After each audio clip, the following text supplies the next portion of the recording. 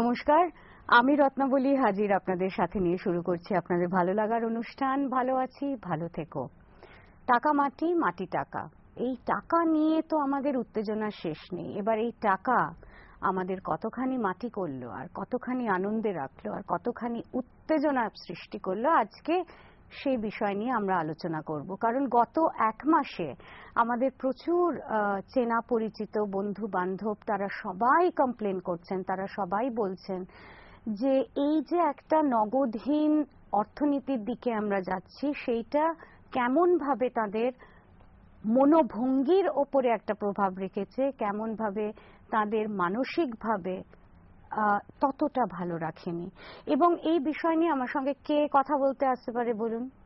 আপনাদের অত্যন্ত পরিচিত ভালোবাসার পাত্রী ডক্টর অনুত্তমা বন্দ্যোপাধ্যায়। অনেক অনেক স্বাগত তোকে।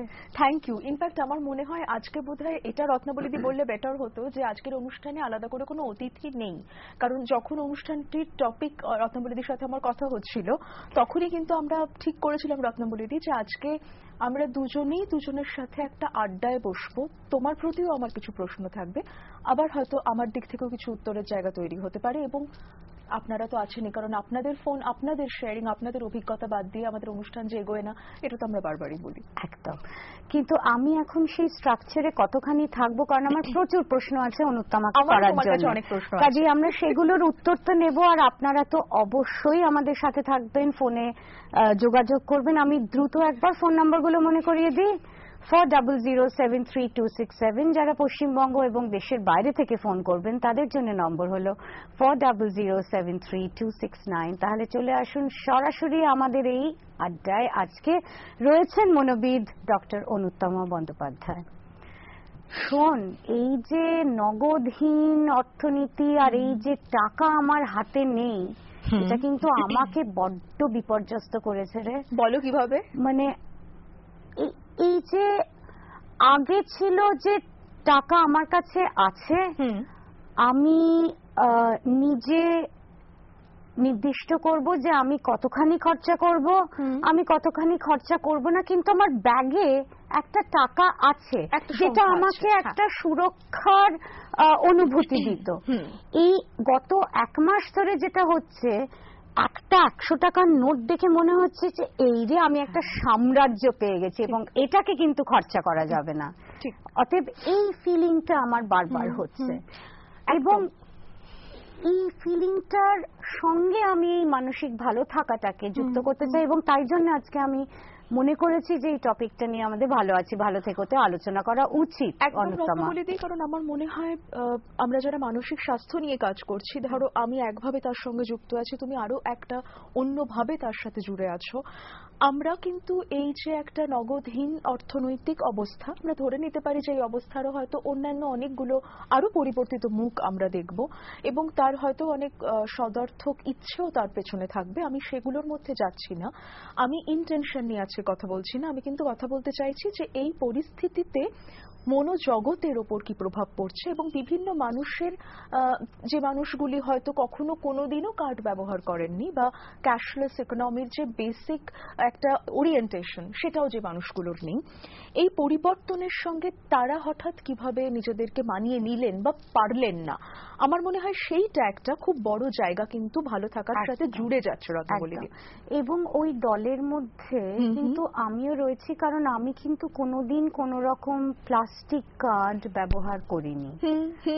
সুতরাং আমার পক্ষে নতুন করে এই প্রথায় নিজেকে পরিচিত করার ক্ষেত্রে আমার বারংবার কিন্তু একটা ভেতর থেকে অস্বস্তি হচ্ছে। এই অস্বস্তিটা খুব ইম্পর্টেন্ট, কারণ অনেক সময় যেটা মূল জায়গাটা রয়েছে হয়তো এই অস্বস্তির, সেটা হচ্ছে এখানে টাকার মূর্ত থেকে বিমূর্ত হয়ে যাওয়ার একটা দিক রয়েছে। টাকার যে একটা কংক্রিট জায়গা ছিল, যেটা আমি হাতে ধরলাম, ব্যবহার করলাম, আর সে টাকা আমার কংক্রিট ফর্মে আমার সঙ্গে রইল না, যাকে আমি দেখতে পাচ্ছি না, সেই অবজেক্ট অ্যাবসেন্স যখন এমন একটা অবজেক্টকে নিয়ে হচ্ছে রত্নাবলীদি, যেটা কিন্তু আমাদের প্রাইমারি নিডের সঙ্গে জুড়ে থাকা অবজেক্ট, অটোমেটিক্যালি সেখানে আমাদের ইনসিকিউরিটি এবং অ্যাংজাইটি বাড়বে। দুই, যেহেতু এই বিমূর্ত টাকার সঙ্গে লেনদেনে আমার অভ্যাস নেই, আমাদের অনেকেরই তার সঙ্গে হয়তো সেই লার্নিংটা জুড়ে নেই অনেকেরই, এবং সেটার পেছনে অনেক ধরনের মানসিকতা থাকতে পারেন, একটি নির্দিষ্ট বয়সের মানুষরা থাকতে পারেন, এমন অনেকে থাকতে পারেন যাদের হয়তো কোনোদিনও সেই অর্থে কার্ড ছিলই না, এমন অনেক মানুষ থাকতে পারেন। তো সেরকম সংখ্যক মানুষদের যেটা হচ্ছে যে এই যে হঠাৎ পরিবর্তিত পরিস্থিতিতে তারা পড়ে গেলেন, তারা কি শেখার জন্য তাদের কর্মজগৎ থেকে, জীবন জগৎ থেকে আলাদা কোনো সময় পেলেন না? তো ধরো আজকে একটি কর্মব্যস্ত মানুষ, সে হয়তো কোনোদিনও ক্যাশলেস ইকোনমির সাথে অভ্যস্ত নয়, তিনি কি আগামী এক সপ্তাহ তার কাজের জগৎ থেকে ছুটি পাবেন নিজেকে এটা শিখতে দেওয়ার জন্য? পাবেন না। অতএব তার একটা নিজস্ব জীবনের চাপ, কাজের চাপ, তার বিভিন্ন আরো অনুষঙ্গ যা চাপ ছিল, একটা বিরাট চাপ যুক্ত হলো, যে চাপটার মোকাবিলা না করলে তার প্রাথমিক চাহিদার জায়গাটা অপূর্ণ থেকে গেল, এবং সেটা টাকা। তুই যে আরেকটা প্রসঙ্গ তুললি না, যে মূল প্রসঙ্গ মুক্ত থেকে বিমুক্ত হয়ে যাওয়ার, আমার এক্ষুনি মনে পড়ছে আপনাদের আরেকজন পরিচিত অতিথি, আমাদের দুজনকারই খুব বন্ধু, ডক্টর ঝুমা বসাক। উনি একবার কথা প্রসঙ্গে এই অনুষ্ঠানে বলেছিলেন যে আসলে রত্না, এই টাকা পয়সার ক্ষেত্রে এই টাকা যে উড়ে বেড়ায়, এইটা তো একটা ভীষণ মানে বিমূর্ত হওয়ার আগের একটা স্টেজ একদম, এবং সেখানে যে আমরা টাকাকে আর উড়তে দেখছি না, সেটার সঙ্গেও বা আমরা কি করে মানসিকভাবে যুক্ত হব, সেটা নিয়ে আমি আসবো। কিন্তু এই মুহূর্তে আমাদের সঙ্গে রয়েছেন আমাদের একজন বন্ধু, শুনি কি বল। হ্যালো। নমস্কার, বলুন। হ্যাঁ, আমি দুজনকে নমস্কার জানিয়ে আমার খুব ভালো লাগছে এই কথাটা বলতে শুরু করছি যে আজকে আমার মনে হয় আমার অনেকটা অনিশ্চয়তা কাটবে, অনেকটা খানিকটা হয়েছিলাম প্রথমেই, কিন্তু আস্তে আস্তে ভাবছি হয়তো ব্যাপারটা অতটা হবে না। আমার এমনি সাপোর্টিং বলতে আমার দুই ছেলে আছে, তার বউ আছে, সবাই ওরা কিন্তু টিনেজারই বলুন, একজন আর একজন বেশ আর কি এখন ওরা বলছে যে জিনিসটা খুব ভালো হয়েছে। আচ্ছা, প্রথম দিকে বলে যেটা যখন ভীষণ হতাশা হয়ে গেলাম, হঠাৎ রাত্রি 8টার পর শুনছি কালকে থেকে এই নোটগুলো, আমার আর কি খুব ভালো লাগছে। এইটা আমার ভেবে যে আমার কাছে অনেকগুলো 500 টাকা 1000 টাকা আমি আর কি এমার্জেন্সি মানি হিসেবে আমি সবসময় রাখতাম নিজের কাছে, কিন্তু আমি আর কি হিমাচলে বেড়াতে গিয়ে সেই টাকাটা আমি খানিকটা কেন জানি না আমার কিন্তু টাকার প্রতি আর কি লুকিয়ে রাখবো বা এটা আমি দেখেছিলাম, সেটা আমার আর কি খুব ভালো। আমি খুব লাকি যে ওই টাকাগুলো সবই মোটামুটি আমি খরচ করে দিয়েছি, ফলে আমি খুব একটা ঝামেলায় পড়িনি। কিন্তু তারপরে দেখলাম যে আমি আমার দিক থেকে বলছি আমি কিন্তু খুব কোনোদিনই কোনো ঝামেলায় পড়লাম না, কারণ আমার ছেলেরা বড় হয়ে গেছে, তাদের আর কি এতে কোনো সমস্যায় টাকা দিতে হচ্ছে না, এখন কিছুই হয়নি, ফলে আমি খুব একটা ঝামেলায় পড়লাম না। কিন্তু আমি চারদিক থেকে শুনছি, এ বলছে আমি জানিস তো, আমার বোনই ফোন করলো, বললো কি হবে আমরা বুঝতে পারছি না, জানিস আমি 40টা ডিম কিনে দিয়েছি। আমি বললাম সে কি রে, কিন্তু আমি বললাম যে দেখ যেটা ফেস করবো আমরা তো সারা ভারতবর্ষের লোকই ফেস করবো, তাহলে আমি 40টা ডিম কিনেই আমি কদিন খাবো সেটা নয়, কিন্তু কিছু একটা হচ্ছে এটা বুঝতে পারছি, বিভিন্ন জন বিভিন্ন রকম করে। কিন্তু আজকে আপনাদের এই আলোচনাটা আমি ভীষণভাবে সবকিছু এটা মুহূর্ত উঠবো না, আমি আজকের আমার যাবতীয় প্রশ্ন আছে বা হতাশা আছে সবকিছু আমার মনে হচ্ছে আজকের আপনাদের অনেক ধন্যবাদ, অনেক অনেক ধন্যবাদ আপনার ফোনের জন্য। এবং অনিশ্চয়তা কাটবে কিনা জানি না, অনিশ্চয়তা কেটে হয়তো নতুন অনিশ্চয়তা তৈরি হতে পারে, কারণ ভালো আছি ভালো থেকো এইরকম একটা ইতিহাস রচনা, একটা গল্প রয়েছে। কিন্তু আপনি খুব ভালো থাকুন, এবং আপনি যে ঝামেলায় পড়েননি সেটা শুনে আমাদের খুব ভালো লাগছে। কিন্তু আপনার মন্তব্যের মধ্যে থেকে যেটা আমার সব থেকে বেশি মনে হয়েছে দৃঢ় একটা কমেন্ট, সেটা হলো 40টা ডিম কিনে রাখা। ঠিক একদম। এবং আমার মনে হয় আমাদের এই ভালো থাকার সঙ্গে বা ভালো না থাকার সঙ্গে এই 40টা ডিমের কিন্তু একটা বিরাট বড় গল্প রয়েছে এবং সেটাকে আমাদের বিশ্লেষণ করতে হবে। খুব সত্যি কথা, কারণ তুমিও একটা জায়গা উল্লেখ করছিলে যে যখন ব্যাগ থেকে যে কটি টাকা আমার রয়েছে সেটা বার করতে গিয়ে আমাদের আটকাচ্ছে। এই যে হোর্ডিং বিহেভিয়ার, আমরা যারা মনস্তত্ত্ব নিয়ে কাজ করি সেটাকে আলাদা করে অনেক সময় অনেক মানসিক সমস্যারও একটা অংশ হিসেবে আমরা দেখতে পাই। এবং তখন কিন্তু তাদের মধ্যে এই যে তারা কোথাও তার সঞ্চয়কে একেবারেই ছাড়া করতে পারছেন না, বা বারবার গুছিয়ে দেখা, আরো কিছু কিছু বিহেভিয়ার আছে, বা যেটা গুছিয়ে রেখেছিলাম আছে তো না চলে গেল। এই যে আমাদের কিছু অনেক সময় মানসিক জটিলতার দরুন তৈরি হওয়া কিছু অ্যাংজাইটি রিয়াকশনস, আমি যদি সিমটম নাও বলি, এই রিয়াকশনস গুলো আনফরচুনেটলি রত্নাবলীদি আমরা কিন্তু দেখতে পাচ্ছি ক্লিনিক্যালি কাজ করতে গিয়ে মানুষের মধ্যে বেড়ে যাচ্ছে। এবং সেটার হয়তো তার ব্যক্তিত্বে কিছু প্রবণতা থেকে থাকতে পারে, তার মধ্যে হয়তো কোথাও নিরাপত্তাহীনতা বা বেশি দুশ্চিন্তা করবার একটা প্রবণতা ছিল। কিন্তু আমরা তো সবসময় বলি যে মানুষের মনকে তার চারপাশকে বাদ দিয়ে আমরা কখনো বুঝতে পারবো না। তো সুতরাং আমি যদি এই মুহূর্তে একজন মানুষ এসে তার এই উদ্বেগটা আমার সঙ্গে শেয়ার করেন, এটা আপনার অ্যাংজাইটি ডিসঅর্ডার হয়েছে বলে দিলে কিন্তু আমি তার প্রতি অবিচার করব। আমায় কিন্তু বুঝতে হবে যে এই 40টা ডিম কিনে রাখার মধ্যে হোর্ডিং বিহেভিয়ার শুধু নেই, আমাদের চারপাশে যে পরিস্থিতি তার প্রতি একটা প্রতিক্রিয়া রয়েছে। এবং একদম সঠিক। এবং অনুতমা, আমরা যারা অ্যাক্টিভিজম করি তারা মনে করি যে এই যে কিছু কিছু মানসিক অসুবিধে দেখা দেয় তার কিন্তু একটা বড় কারণ আমাদের সমাজ ব্যবস্থা। এবং কেন এটা আমরা নিলাম বা কেন এটা নিতে আমরা বাধ্য হলাম? যখন আমরা তোষকের তলায় প্লাস্টিক ব্যাগ সমান সমান করে সোজা সোজা করে রাখি তখন বিষয়টা অন্যরকম। যখন তারা তোর ক্লিনিকে যান তখন বিষয়টা কিন্তু অন্যরকম। আর যখন আমাদের 100 টাকা আছে কি না আছে সেটা নিয়ে আমাদের উদ্বেগ তৈরি হয়, সেটা কিন্তু আবার আরেক রকম একটা ন্যারেটিভের জন্ম দেয়। একদমই তাই। এবং এখানে আরেকটাও যেটা জায়গা খুব উল্লেখযোগ্য রত্নাবলীদি, সেটা হচ্ছে যে আমরা জানি অনেক মানুষ আছেন, যেটা আমাদের ড্রিফট হাইপোথিসিসের মধ্যে বলা হয়। আমি ড্রিফট হাইপোথিসিসটা একটু পরে শুনি। নিশ্চয়ই। হ্যাঁ, কারণ আমাদের একজন বন্ধু রয়েছেন, আমরা একটু শুনি কি বলেন। হ্যালো হ্যালো হ্যালো, নমস্কার, বলুন।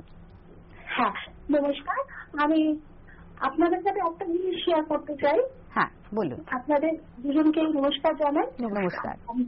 ব্যাপার হচ্ছে যে আমার ছেলে এবং মেয়ে দুজনেই আমাদের লোকাল একটা নিয়মরতে খেতে ঢুকেছে।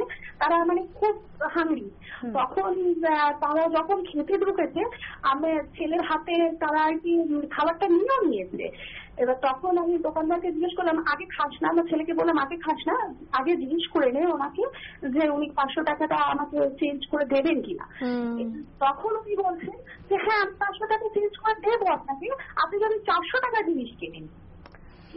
এইবার আমি সাথে সাথে তখন আমার পক্ষে 400 টাকা আমি সন্ধ্যে মানে মাত্র সন্ধ্যে লাগছে, 6টাও বাজেনি, তখন আমি 400 টাকার জিনিস ওনার থেকে কিনবো, কি কিনবো আর কি খাওয়াবো আমার ছেলে মেয়েকে ওখানে দাঁড়িয়ে বলি, তাই না? তো এটা একটা ব্যাপার।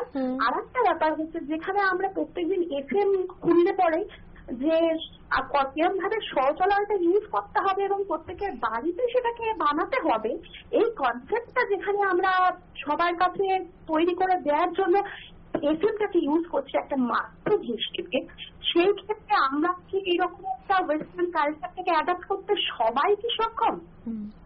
সবাই তো আমার মনে হয় সক্ষম না। আমিও আমার কখনো কখনো হয়তো এটিএম কার্ড, ভিসা কার্ড কোথাও গিয়ে হয়তো সেরকম ভাবে কখনো কখনো ইউজ করেছি, কিন্তু এখন দেখতে পাচ্ছি মানে টাকা নেই নিঃস্ব মানুষ বলতে যেটা বোঝায় একদম সেটা।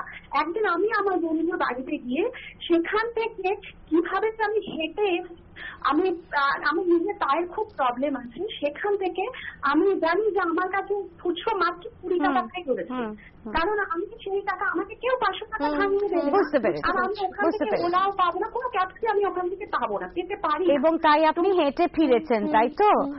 আমি পুরো ওখান থেকে নাঙ্গপুর 3 কিলোমিটার ওর ওপর আমাকে হাঁটতে হলো, পরে বাড়িতে এসে সেই পা নিয়ে আমি বসে গেছি। অনেক ধন্যবাদ, অনেক ধন্যবাদ। আবারও আপনারাই প্রমাণ করে দিলেন যে আসলে এই নগদহীন অর্থনীতির মধ্যে আরো কি কি নুয়ান্সেস আছে, আরো কি কি পরত আছে, এবং এই যে আপনি বললেন না একটা কথা, শৌচালয়ের উল্লেখ করলেন, কালকে আমি আর অনুত্তমা যখন এই বিষয়টা নিয়ে কথা বলছিলাম তখন অনুত্তমা এটার সঙ্গে জুড়ছিলেন। আমরা সেটা আগে শুনে নেব, কেমন? অনেক ধন্যবাদ আপনার ফোনের জন্য। অপূর্ব একটা ইন্টারভেনশন, অসম্ভব সুন্দর ইন্টারভেনশন। আমরা অনেক সময় এইভাবে হয়তো জোড়াটা মনস্তত্ত্ব দিয়েই বোধহয় সম্ভব।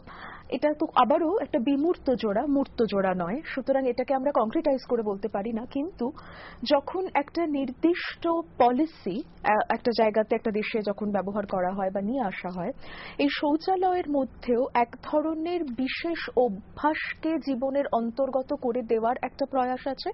সেই প্রয়াসের মধ্যেও কিন্তু কোথাও তার ক্লিনলিনেস, এবং আমরা যদি আমাদের সাইকোঅ্যানালিটিক ভাষায় বলতে হয় রত্নাবলীতে, একটা এনাল ট্রেট রয়েছে, যেটা কিন্তু আমরা যদি একেবারে আমাদের সাইকোসেক্সুয়াল ডেভেলপমেন্ট, যেটা ফ্রয়েড বলেছিলেন, দিয়ে যাই, এটা একটি নির্দিষ্ট স্টেজের ট্রেট, যেখানে কিন্তু আমাদের টয়লেট ট্রেনিংটা তৈরি হয়। সেই সময় কিন্তু আমাদের হোর্ডিং বিহেভিয়ারও তৈরি হয়। সেখানেই অনেক সময় যেটাকে আমরা টেকনিক্যালি এনাল রিটেনশন বলি, অর্থাৎ একটার দিকে যদি থাকে টয়লেটটা বাইরে ফেলে দেওয়া, আরেকটার দিকে যদি টয়লেটটা না করা হয়, সেটাকে রিটেনশন যদি বলা হয়।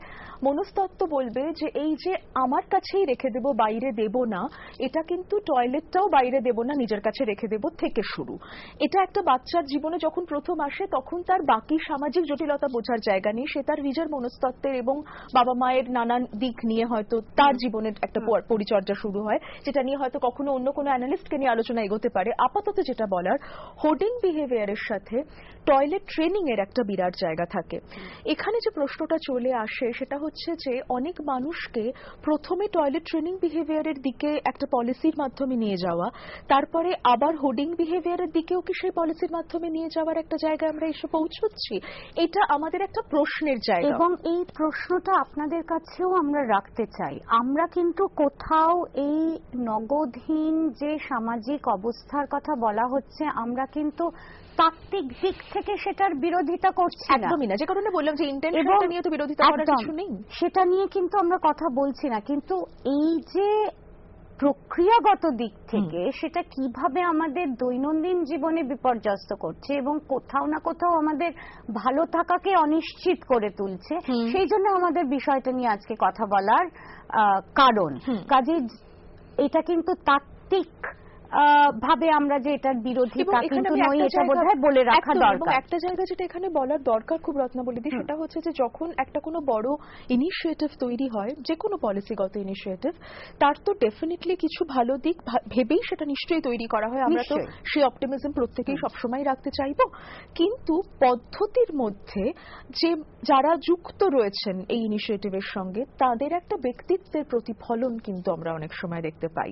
তো সুতরাং আমার মনে হয় এইটাও কিন্তু, যেহেতু আমরা মনস্তত্ত্ব নিয়ে কাজ করি এবং আমাদের যদি সমাজ মনস্তত্ত্ব বুঝতে হয়, সমাজকে যারা বিভিন্ন নীতির মধ্যে দিয়ে নিয়ে যাচ্ছেন তাদের মনস্তত্ত্বের প্রতিফলনও কোথায় কোথায় ঘটছে, আমরা সেটা দেখা থেকে নিজেদের চোখ সবসময় সরিয়ে রাখতে পারি না, বিশেষত যখন কিছু কিছু অভিজ্ঞতা আমাদের একেবারে নাকের ডগায় এসে উপস্থিত হয়েছে। এবং তাহলে কি তুই কোথাও বলতে চাইছিস যে এই যে নীতি, এই যে নগদহীন অর্থনীতির পেছনে যে নীতি, সেটা কি কোথাও পুরুষতান্ত্রিক মূল্যবোধের মধ্যে লুকিয়ে আছে? সেটা নিয়ে একটুখানি আলোচনা শুরু করি। হ্যালো, নমস্কার। নমস্কার, আমি রণবীর দত্ত, ইউনিট পার্ক বেহালা থেকে বলছি। বলুন।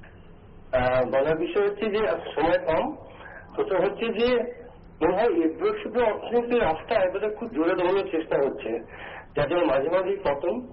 আর ব্যক্তিগত অভিজ্ঞতার চেয়ে সার্বিক দিকে তাকানো দরকার। আমি হয়তো কিছু কিছু ক্ষেত্রে ভালো, কিন্তু সমস্ত দিক থেকে দেখি অধিকাংশ মানুষ প্রচন্ড ভাবে মানে অবস্থা, তাদের সুবিধা হচ্ছে না ব্যাংকে গিয়ে। আর আমি একটু বলি, অন্তত জানতে, আর রত্নাবলীদি আপনারা জানবেন, আর দুজনকে দুটো চেয়ারে পাচ্ছি, খুবই ভালো লাগছে। মনে হচ্ছে আপনিও বিশেষত্ব, আপনিও বিশেষত্ব, যে ভীষণই ভালো লাগছে। আমি কিন্তু জানেন, অন্তত আমি মনে থাকবো আপনার অনুত্তমাদি, যে আমি দৃষ্টিহীন। আমি ব্যাংকে যে অভিজ্ঞতা, সে অভিজ্ঞতা এখন আর বলছি না। আমাদের এখানে কোনো সিনিয়র সিটিজেন লাইন হয়নি, আলাদা করে ঠিক কথা। কোনো দৃষ্টিহীনদের জন্য বা হ্যান্ডিক্যাপের জন্য কোনো লাইন হয়নি। ঠিক কথা। সে অভিজ্ঞতা আমি নাই বললাম, কিন্তু এটাও তাদের ভাবা উচিত ছিল যে কত মানুষ এখানে মানে বিপর্যস্ত হয়ে পড়বেন এই সামান্য একটা টাকা তুলতে গিয়ে, কতবার লাইনে যেতে হচ্ছে সপ্তাহে। আমার মনে হয় কি জানেন, যে ঠিক আছে ভালো হয়তো আগামী দিনে কিছু হবে, কিন্তু একটা ভালো হতে গিয়ে এত বড় মানে কি বলবো বিপর্যয়ের মধ্যে ছেড়ে দেওয়া আমার মনে হয় খুব একটা দূরদৃষ্টির ব্যাপার ছিল না। আজকে আপনারা যে বলছেন ভালোর জন্য ভালো, আমার মনে হয় এই ভালোর জন্য ভালোতে অনেক আমাদের খেয়াল দিতে হচ্ছে। ঠিক আছে, সবাই ভালো। অনেক ধন্যবাদ রণবীর বাবু। অনেক ধন্যবাদ রণবীর বাবু। অসম্ভব প্রয়োজনীয় একটা ফোন রত্নাবলীদি। প্রয়োজনীয় ফোন নানান কারণে, কারণ কোথাও আমাদের লজ্জায় মাথা হেঁট হয়ে যাওয়া উচিত যে 70 বছর পরেও আমরা এখনো দৃষ্টিহীন মানুষদের জন্য আলাদা করে কিছুই করতে পারিনি এবং তাদের হেনস্থা পোয়াতে হচ্ছে এবং সেই সঙ্গে আমাদেরও হেনস্থা পোয়াতে হচ্ছে। শুধু যে রণবীর বাবুকে পোয়াতে হচ্ছে তা নয়। হ্যাঁ, এবং পাশাপাশি রণবীর বাবুর ফোনটা শুনতে শুনতে রণবীর বাবুর নামটা শুনেই মনে পড়লো, কারণ ওনার সাথে ফোনে তো আমাদের মাঝে মাঝেই কথা হয় এবং উনি প্রত্যেকটি অনুষ্ঠানে খুব ভীষণ পার্টিনেন্ট কিছু প্রশ্ন রাখেন। আমাদের যে অ্যাপগুলো যেটার এত প্রচার চলছে, মানে আমরা প্রায় যে কোনো একটি হয়তো একটা চ্যানেলে গেলেই বা এফএম এও শুনছি সারাক্ষণ অ্যাপের প্রচার, খবরের কাগজেও দেখছি অ্যাপের প্রচার। কোনো অ্যাপ কোনো ধরনের কিন্তু একটা যদি কারোর কোনো অসুবিধের জায়গা থাকে, কোনো ডিসেবিলিটি থাকে, সেটাকে ইনক্লুড করে তৈরি হয় না। None of these apps are disability inclusive. Uber claim করেছে আমি জানি না, কিন্তু বাকি most of them are not. তো সুতরাং সেটাও একটা বিরাট জায়গা রত্নাবলী, যেখানে আমি একটা নাম্বার এদিক ওদিক পাঞ্চ করা মানে সেখানে একটা টাকার অঙ্ক আর ক্রেডিটেড হলো না বা এই হয়ে গেল সেই হয়ে গেল হতে পারে। যে মানুষগুলি সেটাকে সম্ভব এগিয়ে গিয়ে তার নিজের উপার্জিত অর্থ নিয়ে কাজ করবেন ভাবছেন, তাদের কথা কেন আমরা ক্যাশলেস ইকোনমির ক্ষেত্রে ভুলে যাচ্ছি? আমার মনে হয় এটা একটা বিরাট, আমাদের বোধহয় মানে it is on our face now. আমার একজন অ্যাক্টিভিস্ট বন্ধু আছেন দিল্লিতে, তার নাম ডক্টর সত্যেন্দ্র সিং। তিনি নিজে শারীরিকভাবে প্রতিবন্ধী, যেমন তিনি ডাক্তার এবং পড়ান, এবং তিনি একটা জায়গায় এই পুরো ঘটনা ঘটার পর একটা জায়গায় বলছিলেন যে যেখানে আমাদের রাজ্যে বা দেশে বিল্ডিং গুলোতে র্যাম্প নেই, ব্যাংকে র্যাম্প নেই, সেখানে আমি কি করে গিয়ে টাকাই বা তুলবো আর কি করে গিয়ে আমার জীবন যাপনই বা করবো। রণবীর বাবুর মন্তব্যের প্রসঙ্গে আমার সত্যেন্দ্রের কথাটা মনে পড়লো। সম্পূর্ণ সহমত আমার সঙ্গে। আমাদের 360 ডিগ্রি ঘুরতে হবে যদি আমরা সত্যি সত্যি নগদহীন সমাজ ব্যবস্থার মধ্যে যাই, অর্থনীতির মধ্যে যাই। সেটা একদিক থেকে ভালো হবে, কারণ প্রান্তিক বহু মানুষদের জন্য যা যা করা উচিত ছিল সেগুলো না করলে আমরা ওটাই আর পৌঁছাতে পারবো না। একদমই। কিন্তু আমি ফিরে আসছি ইন্দিরাদির কথায়। ইন্দিরাদি খুব সুন্দর করে বললেন তো কোনটা ভালো দিক, কোনটা ততটা ভালো দিক নয়, কিন্তু ইন্দিরাদির কথার মধ্যে থেকে আমার মনে হলো যেটা তাৎপর্যপূর্ণ সেটা হলো যে কোথাও আমরা এই যে নগদহীন অর্থনীতির কথা বলছি, সেখানে কি কোথাও আমরা একটা সাবেকি পরিবারকে নির্মাণ করছি? মানে মানে আমি তোমার শব্দটাই বলে দিলাম, একটা হেটেরোনর্মেটিভ স্ট্রাকচার কেউ কিন্তু রত্নাবলী আমি কি সেটা করছি? কারণ যাদের ছেলে মেয়ে নেই, যাদের ছেলে মেয়ে হবে না, যারা ছেলে মেয়ে চায় না, তাদের কি হবে? আমি এটা নিয়ে, এবং সেই জন্য আমি দ্বিচারিতা শব্দটা ব্যবহার করলাম। এটা কোথাও ইনহেরেন্ট একটা কন্ট্রাডিকশন। ঠিক কথা। এবং ইন্দিরাদির আমাদের অনেক ভালোবাসা, শুভেচ্ছা, আদর আপনাকে ইন্দিরাদি, যে আপনার সন্তানরা আপনার চারপাশে থেকে যেভাবে আপনাকে টেক কেয়ার করছে সেটাই যেন থাকে। কিন্তু অনেক মানুষ কিন্তু সেই জায়গাটা পাচ্ছেন না, তার কারণ তিনি এই একটা প্রাতিষ্ঠানিক সম্পর্কের গণ্ডির মধ্যেই নেই। তো যারা প্রতিষ্ঠানের বাইরে রয়েছে এবং তাদের যে নিজের মতন করে ভালো থাকবার একটা স্বাধীন জগৎ ছিল, সেখানেও কিন্তু এই ক্যাশলেস ইকোনমির একটা বড় ধাক্কা এসে পড়লো। পাশাপাশি রত্নাবলীদি যেটা আমার মনে হয় একটু ভেবে দেখবার, সেটা হচ্ছে যে এই যে পরিবারে কিছু মানুষ হয়তো বাড়িটা সামলাবেন, কিছু মানুষ ব্যাংকে দাঁড়াবেন, কিছু মানুষ গিয়ে নিজেদের কাজ করবেন, এত বড় বড় পরিবার কোথায়?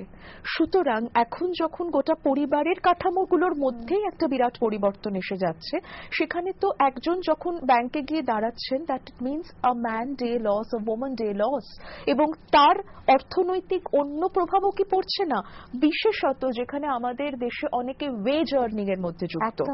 এবং ভালোই করলি তুই এই প্রসঙ্গটা তুলে, কারণ অসংগঠিত শ্রমিক যারা রয়েছেন তাদের যে কি হবে আমি তো বুঝতেই পারছি না। একদমই তাই, কারণ আমার যদি অসংগঠিত মানে এমন যদি হয় যে সেই মানুষটা এক্ষুনি ইন্দিরাদির ফোন শুনতে শুনতে মনে হচ্ছিল যে যারা বাড়ি রং করছেন, I am very happy to know যে যারা ওর বাড়িতে গেছিলেন তাদের ব্যাংক অ্যাকাউন্ট রয়েছে, কিন্তু এমন অনেককে আমরাও জানি রত্নাবলীদি যারা এসে বলছে যে এবার কি করবো দিদি, আমার তখন অ্যাকাউন্ট খোলা হয়নি।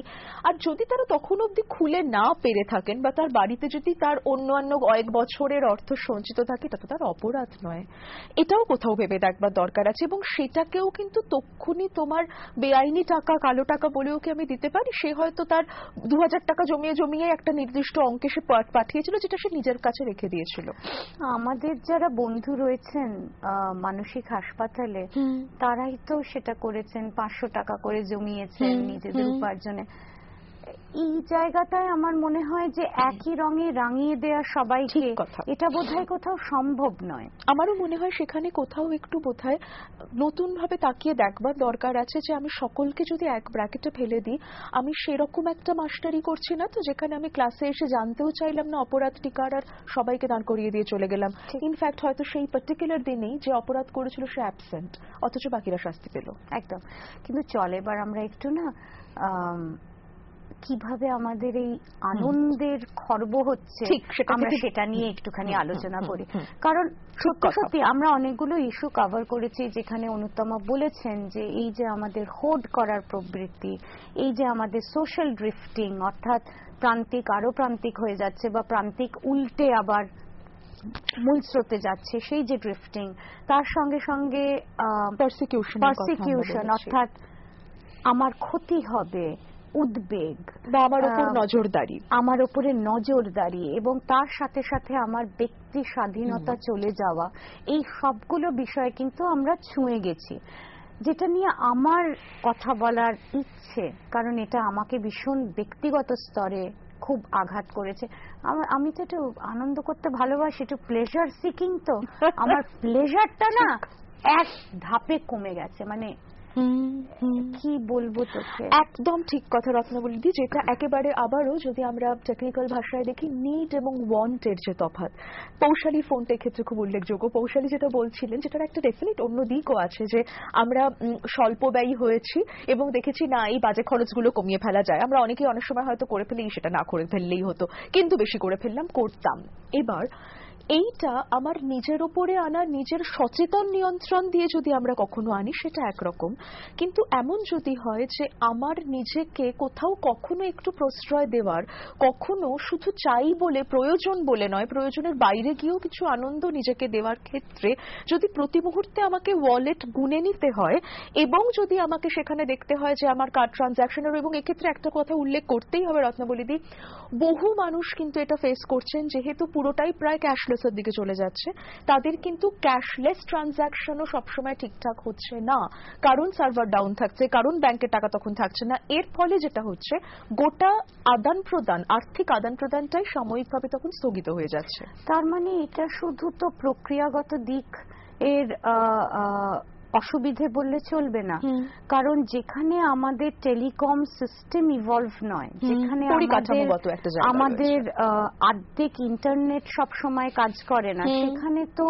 এই নগদহীন অবস্থায় পৌঁছানোর ক্ষেত্রে এগুলো বড় বাধা। তাছাড়া আমরা যেগুলো নিয়ে আলোচনা করলাম সেগুলো তো রয়েছে, অনেক জায়গায় তো বিদ্যুৎই থাকে না। ঠিক কথা। এবার সেইখানে যেখানে আমি একটা প্রযুক্তি নির্ভর আমার প্লেজার হয়ে গেল যেই মুহূর্তে, সেখানেও কিন্তু আমার এক ধরনের ডিপ্রেশন আসতে পারে, আমার একটা অবসাদ আসতে পারে, কারণ চারপাশে ভালো থাকবার রসদ আমাদের খুব সবসময় যে থাকে তা নয়, কিন্তু আমাদের কিন্তু অনেক না পাওয়া, অনেক বড় বড় যুদ্ধের মধ্যে নিজেকে ওই তাৎক্ষণিকভাবে এই অমুকটা একটু কিনে খেলাম, বা হয়তো 4টি বন্ধু মিলে একটু নলেন গুড়ের সন্দেশ কিনে খেলামের ওই সাময়িক প্লেজারটুকু আমাদের প্রয়োজন আছে। তার কারণ অনেক বড় বড় যুদ্ধ আমরা করে যাচ্ছি যেগুলোতে কিন্তু আমাদের কাছে কোনো সাময়িক আনন্দের জায়গা নেই। এই মুহূর্তে দাঁড়িয়ে ওই পাড়ার দোকান থেকে ওই নলেন গুড়ের সন্দেশ কেনার যে প্লেজার সেটা এফেক্টেড হচ্ছে রত্নাবলীদি, সেখান থেকেও একটা অদ্ভুত মন খারাপের ছায়া নামতে পারে, যেটা হয়তো আমরা এই মুহূর্তে ভাবছি যে না কি সুন্দর নিজেকে কন্ট্রোল করে ফেললাম, যেটা পৌশালী বলছিলেন, এবং সেটাও আছে, আমি কিন্তু একদম সেটাকে অস্বীকার করছি না। শুধু যেটা বলবো সেটা হচ্ছে যে এইটা যদি আমার প্রতিনিয়ত ঘটতে থাকে, যদি শুধুই আমি নিড বেসড জীবন কাটাচ্ছি হয়, তাহলে কিন্তু কোথাও আমার লিভিং অ্যান্ড এক্সিস্টিং এর তফাৎটা গুলিয়ে যাবে একদম। এবং আমরা আমরা বাঁচবো না, টিকবো। আমি কিন্তু পৌশালীর মন্তব্যটাকে পূর্ণ রেসপেক্ট জানিয়ে আমি বলছি যে আসলে কোথাও মহিলাদের ক্ষেত্রে এটা খুব মানে কি বলবো, কোথাও মহিলাদের ক্ষেত্রে এটা একটা বড় আঘাতের জায়গা হলেও হতে পারে।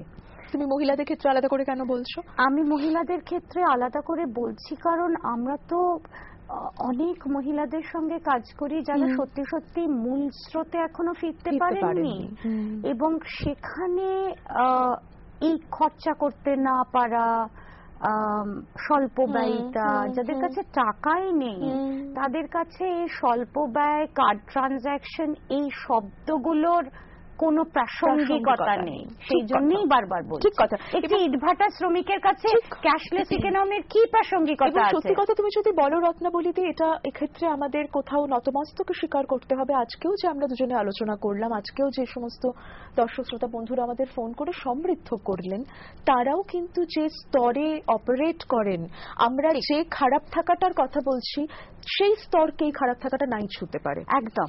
আমরা কিন্তু যাদের কথা বলছি তাদেরকে এই মুহূর্তে আমরা দুপুরবেলা টিভির ওপারে তাদের থাকারই কথা না। ঠিক একদম। সময় শেষ। অনেক অনেক ধন্যবাদ। এই আলোচনাটা তোর সঙ্গে ছাড়া, আমারও তোমার সঙ্গে ছাড়া হতো না। কিন্তু এই পুরো আলোচনার মধ্যে একটা ভালো দিকও রয়েছে, যে আশা করছি আমরা যে এই প্রক্রিয়াগত দিকগুলোর অসুবিধেগুলো আমরা ওভারকাম করব, এবং যারা প্রান্তিক রয়েছেন তাদের আর ফার্দার আমরা প্রান্তিক না করে তাদের যে করে হোক ব্যাংক অ্যাকাউন্ট খুলে আমরা তাদের মূল স্রোতে আর আমি একটা ফিরিয়ে ছোট্ট জায়গা অ্যাড করবো, সেটা হচ্ছে এত দুর্যোগের মধ্যেও মাঝখানে মাঝখানে পকেট থেকে একটি 100 টাকা বার করে নিজেকে একটু প্লেজার দিন। শুধুমাত্র ওরে বাবারে সঞ্চয় করে রাখবো তা সচেতন ভাবে করবো না, এটা আমাদের যুদ্ধ। বেশ, আজকে তাহলে অনুষ্ঠান এখানেই শেষ করি। দেখা হবে আবার। ভালো থাকবেন আপনারা সবাই। নমস্কার।